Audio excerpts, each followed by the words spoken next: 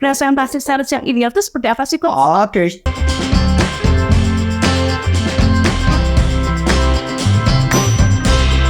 Halo teman-teman semuanya, balik lagi dengan Aftika di Curhat Sales. Nah, di Curhat Sales kali ini kita akan membahas nih tentang presentasi. Jadi sebenarnya presentasi yang ideal itu seperti apa sih? Oke, tanpa berlama-lama lagi, yuk kita langsung aja tanya ke Coach Arif. Halo Coach. Hai. Aku mau tanya nih Coach. Yap. Oke, sebelumnya ini kan kita mau membahas tentang Tapi sebelumnya kita selamat Idul Fitri dulu.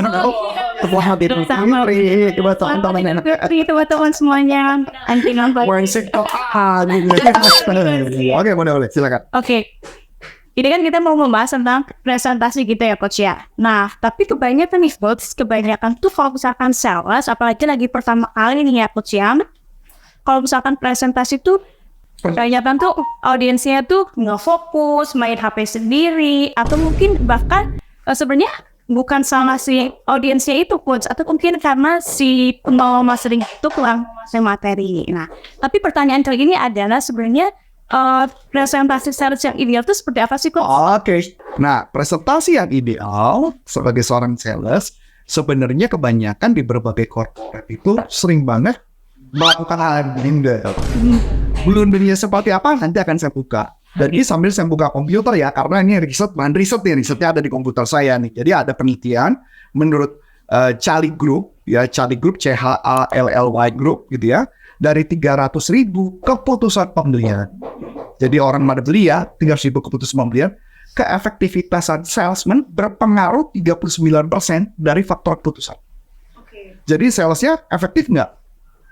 Efektif dalam hal apa? Nah, efektif berarti dari teknik presentasinya, dan cara berbicara, cara menyampaikan sesuai. Dan hanya 22% itu karena berkaitan karena solusinya. Memberikan solusinya gitu. Betul. Jadi 39% karena efektif cara ngomongnya, cara menyampaikannya, terstruktur dan sebagainya. 22% baru karena solusinya.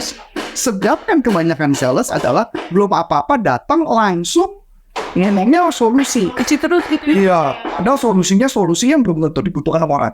Dan kualitas produk itu dampaknya cuma 21%. Kualitasnya malah 21%. Kualitas produk untuk jasa. Bahkan dampak harga murah saja hanya berdampak 18%. Jadi bahkan harga saja hanya berdampak 18%. Berarti udah dikasih solusi harga murah itu belum tentu membuat closing. Nah, ini yang menarik nih. Saya mau cerita dulu kebiasaan para sales ya, yang datang pada saat presentasi.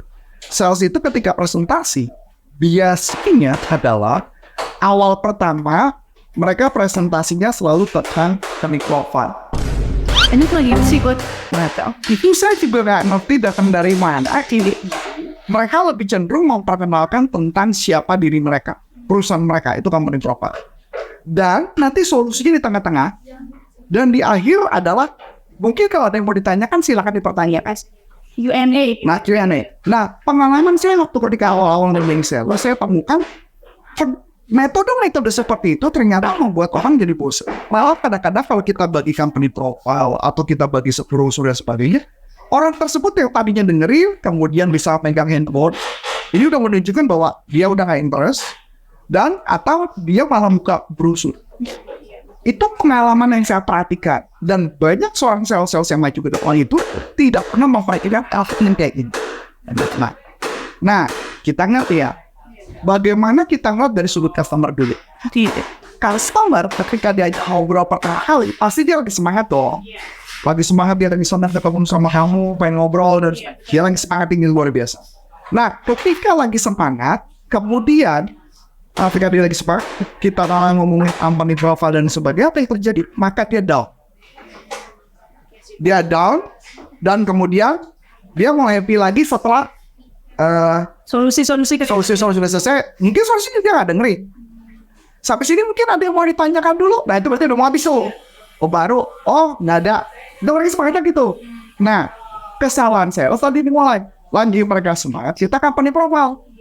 Betul? Bukan gongnya gitu ya. Bukan gongnya. Berarti ada kesalahan di mana idealnya adalah pada saat dia semangat, kita justru fokus kepada kebutuhan dan fokus pada problem audience. Sehingga ketika mereka bilang, oh ini problem saya nih, mereka jadi semangat. Setelah sudah, barulah kita menggunakan berbagai metode sampai mereka akhirnya merasa, oh ini, oh iya saya ada masalah ini. Gue banget nih. Ada ini masalahnya. Nah, setelah sudah selesai di bagian di ujung, bahkan kadang beberapa metode-metode yang saya temukan teknik bagaimana jualan tanpa ditolak. Tanpa ditolak adalah sebenarnya nggak perlu dijelasin siapa perusahaan Anda. Kecuali mereka nanya. Kalau mereka nggak nanya, nggak bisa. Saya kasih contoh ya. Ini kenyataan pahit nih. Ini saya ambil contoh yang saya mau ngomongin ya. Jadi di sebuah company, misalkan saya ambil contoh, saya bekerja di satu company waktu itu, ketika itu saya ingat banget ketika saya presentasi, saya jelaskan dulu company profile, orangnya belum apa-apa udah nanya. Perusahaannya udah berapa tahun? Langsung ditembak gitu coach. Dan saya bekerja di berbagai perusahaan. Ada yang perusahaan benar-benar masih baru kurang lebih dari 1-2 tahun. Ada perusahaan yang memang sudah pengalaman tapi tidak pengalaman di produk atau di jasa tertentu. Atau tidak pernah di industri tertentu, itu jadi matters. Iya sih. Jadi perusahaan pasti akan nanya, sudah berapa tahun perusahaan berdiri? Nah, ketika saya ngomong perusahaan yang masih baru, dia akan nanya, berarti belum punya pengalaman dong. Iya, serba salah sih coach. Sebenarnya apa yang terjadi, itu kita ngebunuh diri kita sendiri loh sebagai sales. Betul sih coach. Ya nggak? Iya. Bayangin nggak kalau kamu kerja di perusahaan yang masih baru, mau ngomong apa? Iya. Bener nggak? Hmm. Kalau kerja di kayak perusahaan contoh kayak corporate consulting, kita udah belasan tahun ya, belasan tahun enak kalau ditanya berapa tahun, kita masih bisa ngomong belasan tahun dengan bangga ya. Iya. Tapi kalau sama perusahaan yang baru 1-2 tahun mau ngomong apa? Nggak ada pengalaman pasti. Oh, masih nggak ada pengalaman. Baru. Terus kemudian tanya, pernah nangani industri ini nggak? Oh, nggak pernah, Iya. belum. Ah, itu jadi problem. Iya. Makanya kenapa idealnya adalah kita bicara mengenai apa problem customer di awal, di saat presentasi. Nah, saya lanjutin ya. Oke. Berarti pertanyaannya, kalau membuat presentasi yang ideal adalah ada 3 tahap yang harus dilakukan. Cuma 3 tahap coach. 3 tahap. Oke, Tapi 3 tahap ini kalau Iya. belajar ini 2-3 hari ini baru selesai Panjang ya. Coach, Panjang ya. banget. Oke, apa tuh coach? Yang pertama adalah membuat rencana. Membuat rencana. Oke. Membuat rencana tentang proposal ya, atau presentasi yang seperti apa. Kedua, membuat struktur presentasi. Dan yang ketiga adalah bagaimana cara membawakan presentasi. Nah, yang di hari ini karena materi pasti panjang banget, kita buat dalam bentuk series. Iya. Nah, yang kita bahas adalah bagian 1 saja dulu. Bagian 1. Bagian 1 itu pun mungkin bagian kecil. Nanti Anda nonton aja terus. Banyak ya coach ya. Dan kita akan jelasin, mungkin ini bisa, saya nggak tahu, bisa mungkin 4, bisa sampai 6 atau 8, saya nggak tahu, Iya, kita nanti berapa kita bahas series, ya, oke. berapa series. Nah, jadi pertama ketika membuat rencana, ada 4 hal yang harus kita lakukan. Oke, 4 hal. Apa 4 aja, hal. coach? Yang pertama adalah pakai konsep yang namanya outside in thinking. Outside in thinking. Nah, kita pikirin, apa tuh outside? Iya. Outside kan berarti sudut pandang mereka. Iya. In itu berarti Audience berarti audience. ya? Jadi Oke. kita ngeliat ya, outside in. In thinking gitu. Thinkingnya ya. Oke. Berarti kita harus melihat apa sudut pandang si customer, sudut pikiran customer, itu yang disebut namanya outside in thinking customer. Berarti kita harus melihat, bukan melihat berapa cakepnya proposal kita, bukan melihat berapa kerennya presentasi kita, tetapi apa yang ada di pikiran dia dulu di awal. Makanya idealnya kalau nelfon ke customer atau mau prospek atau apapun, bukan memperkenalkan siapa perusahaan kita. Tapi kenapa dia mau dengerin kita. Nah, caranya gimana tuh coach? Cara supaya kita bisa mengetahui nih coach, outside in-nya. Iya, Gampang. betul. Preparation, rencana. Yes. Nanti kita akan bahas Oke. secara khusus, tapi tidak di video ini. Tapi paham ya? Jadi semua mesti pakai rencana, nggak bisa enggak. Makanya kenapa idealnya kalau saya ketika sebagai sales mengejar project satu, lebih baik kita fokus satu industri. Kenapa? Karena supaya Anda ketika melakukan persiapannya nggak buang-buang waktu. Misalnya contoh, hari ini kamu mengejar perbankan. Iya. Tapi nggak berapa lama ngejar perbankan, besok udah nelfon perusahaan advertising. Iya. Belum selesai lagi advertising, besok nelfon perusahaan farmasi. Lompat-lompat. Besok perusahaan mobil, besok perusahaan hotel dan sebagainya. Loncat-loncat, akibatnya outside in thinking-nya si customer, kita nggak pernah tahu. Iya sih, betul sih coach. Sampai sini oke? Oke. Jadi tugas saya adalah kalau sebagai sales adalah kita fokus satu dulu. Sampai kita mencari tahu sampai dapat outside in thinking-nya mereka. Polanya juga gitu ya coach. Polanya dapat. Begitu dapat polanya, setiap kita ngulangin pola, nanti jualan berikutnya gampang. Yang susah adalah membuat pola yang pertama. Iya, betul. Dapat ya? Yang kedua, ya, oke. Yang kedua adalah clear thinking. Clear thinking. Ya, jadi yang pertama outside in thinking, kedua adalah clear thinking. Clear thinking adalah bikin ide persuasif yang masuk akal buat mereka. Contohnya coach, misalkan. Gampang, ide persuasif yang masuk akal. Contoh, ketika kita ngejual anggaplah kita menjual apa? Jual jasa pelatihan. Iya. Yang paling gampang kita cuma ngomong, bener nggak kalau kita mau jualan cuma ngejar angka saja itu sulit?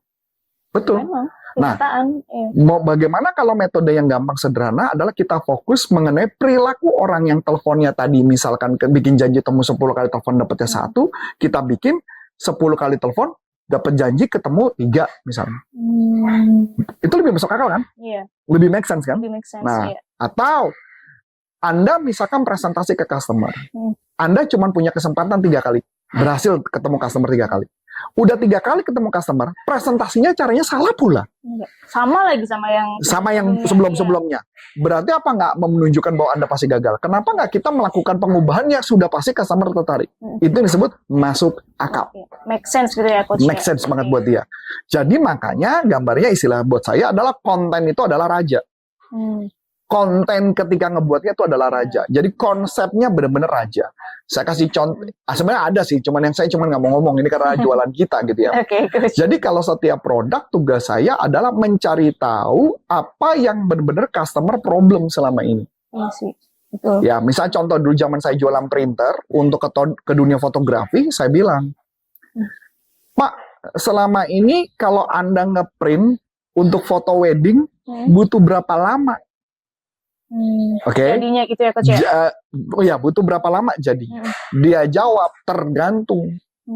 Kadang ketika saya kirim ke kantor pusat atau ke partner kita, itu bisa jadi kurang lebih sekitar 7 sampai 2 minggu. Itu buat 7 hari sampai 2 minggu. Ngeprint saja. Nah, memang harganya murah. Iya. Tapi ingat, saya jawab, wih lama banget ya? Iya memang lama banget. Kadang-kadang bisa sampai 1 bulan. Wih lama banget.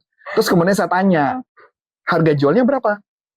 Dia sebut angkanya sekian juta. Dulu mahal kan, sekian juta. Saya jawab, Pak mau nggak kalau Bapak ada order, saat itu juga, Bapak bisa ngeprint saat itu juga, dan barangnya langsung jadi saat itu juga.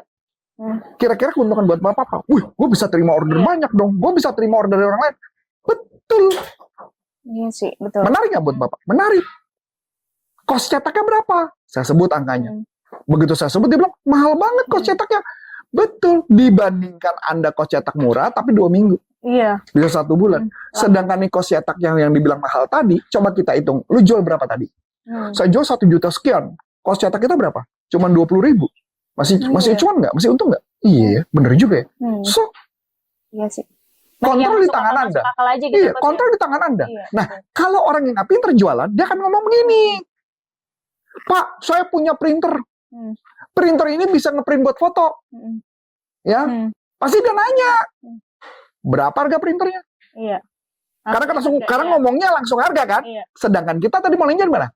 Selama ini kalau ngeprint kemana? Hasilnya, Berapa lama? Iya, berapa lama itu apa? Problem. Betul. Nangkep nggak ya? Iya. Nah, kalau yang di sini kan enggak kan?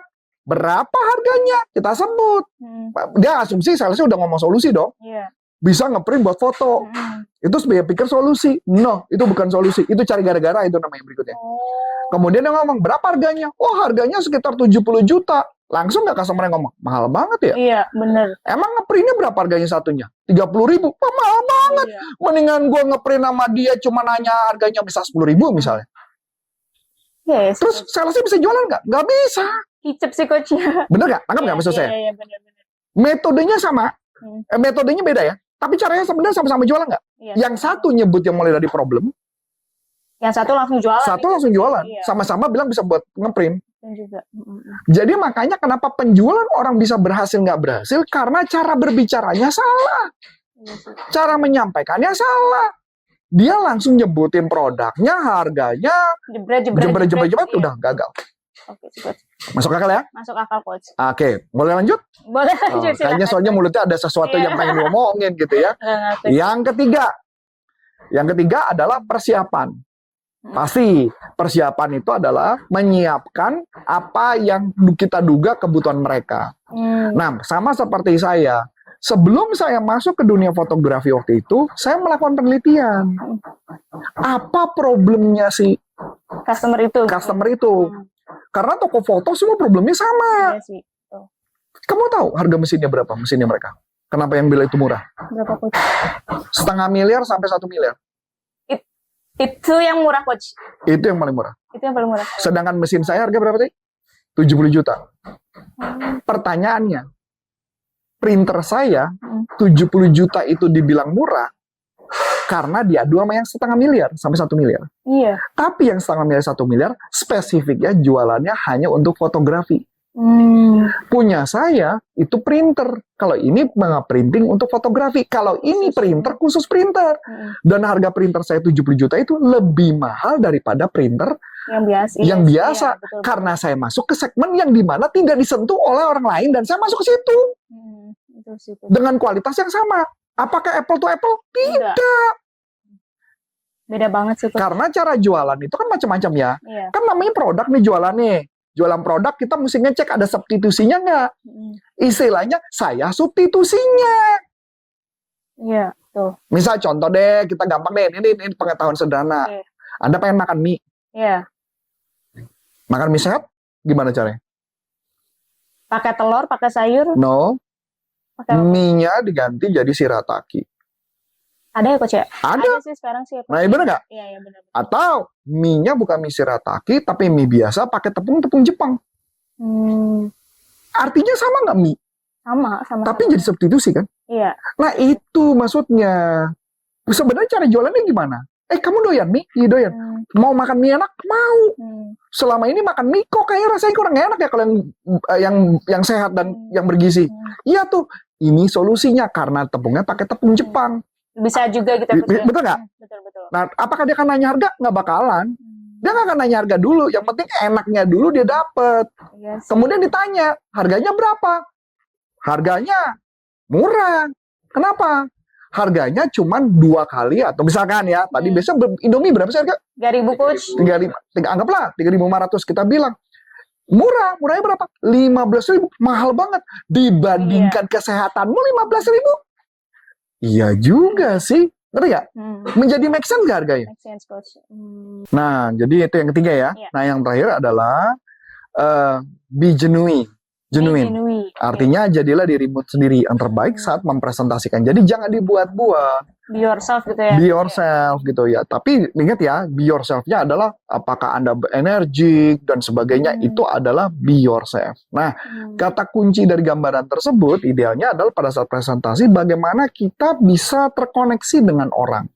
Kita bisa akrab dengan orang dengan cepat. Jadi ngobrol bukan fokusnya adalah presentasinya, tapi fokusnya adalah bisa akrab nggak dengan cepat. Sambil presentasi, ngajak ngomong, diskusi. Saya kebiasaan kayak gitu. Kalau ditanya, apakah saya gampang akrab sama orang? Enggak sebenarnya. Tapi pada saat presentasi, tugas saya adalah sambil ajak ngobrol, saya jalin hubungan, dan sebagainya. Sehingga saya dapat informasinya lebih cepat. Itu aja. Tapi susah-susah gampang sih, Coach. Karena kan maksudnya fokus sama presentasi, tapi kita juga harus ngobrol sama yang lainnya. Bisa dong. Bisa dong. Coach. Dengan metode pertanyaan, kita bertanya, Bapak, oh iya Pak, saya mau nanya, ada problem seperti ini nggak? Oh ya ada tuh problem seperti ini. Oh boleh ceritain Pak, problemnya seperti apa? Kan cerita kan? Iya, betul.